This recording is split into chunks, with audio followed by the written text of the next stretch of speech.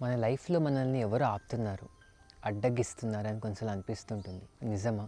చూసుకుంటే చాలా సార్లు మనల్ని ఆపేది, మనకి చాలా అడ్డుగా ఉండేది మనకి మనమే. మనం ఎన్నో చేద్దాం అనుకుంటూ ఉంటాం.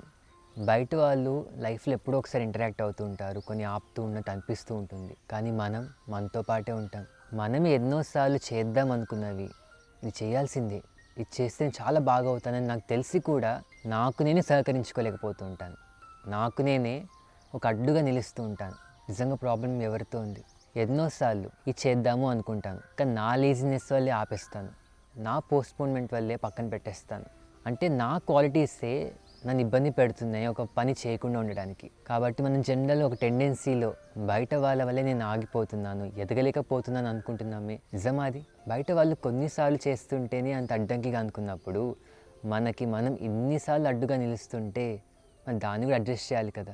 ఫస్ట్ మనం అనుకున్న దానికి మనం నిలబడే ప్రయత్నం చేద్దాం. మనకు మనం సహకరించుకుందాం.